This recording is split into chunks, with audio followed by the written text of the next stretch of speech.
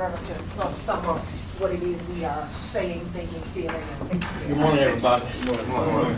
First, let me thank all of your press. I want to introduce Brother Frank Stewart, who is head of the American Association of Blacks in Energy. Frank, can give my hand, please. All about being here today is to build about the relationships and communication. There's some radical disconnects. We're either upstream, where the oil is coming from, or downstream at the pump. There's a whole world in between. And we are kind of getting to building relationships within the industries, and those who want to come into the industry.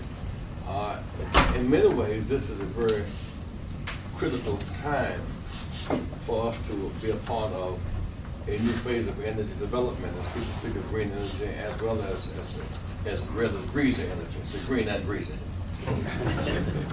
Because even with this momentous moment we're having now with the capture of Ben Laden,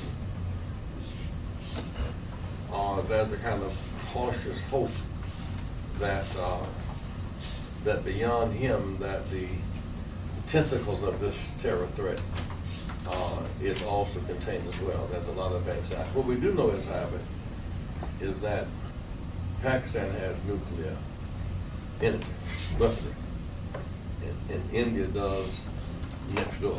We know that. We know the area of the world that we are over dependent on for getting energy is very unstable right now.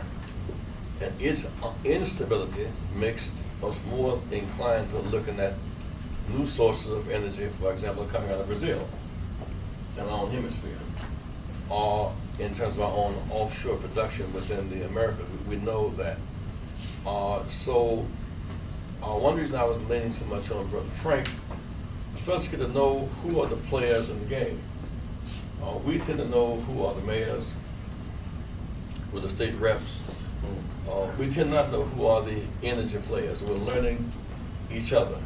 And every time I come on these meetings, we see people doing things no one else imagined they were doing, but they're doing it. And a big piece of it here in Houston, of course, we've globalized capital, but we've not globalized information.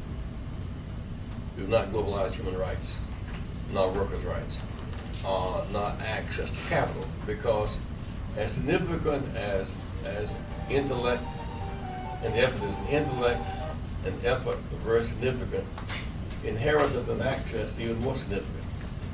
See, intelligence, repeat, intelligence and effort and hard work matters. Preparation matters. Inheritance and access matters more.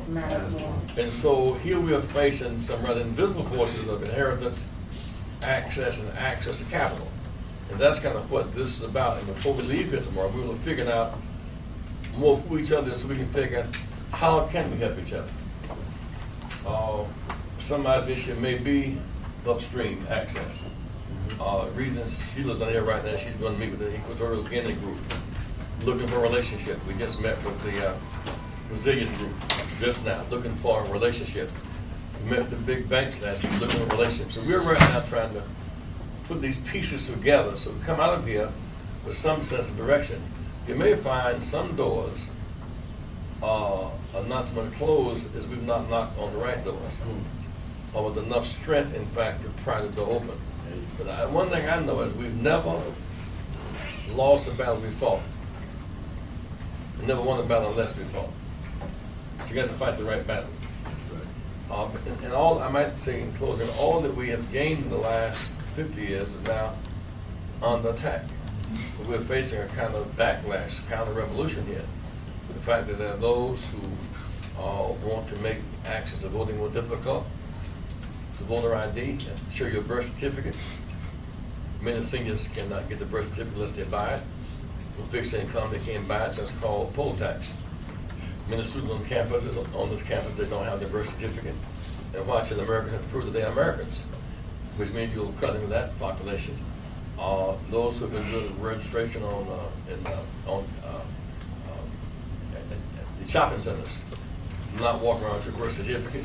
So the forces to undermine are at work. And And it's not just the issue of illegitimacy arguments about the president, but they're trying to make EEOC illegitimate.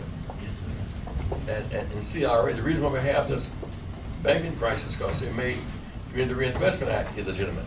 This whole trying to make our progress illegitimate is a big piece of the bigger picture. So we'll be talking today and tomorrow a lot, how do we connect with each other and bring legitimacy to our struggle, because at the end of the day, why are we so good in football, basketball, and baseball?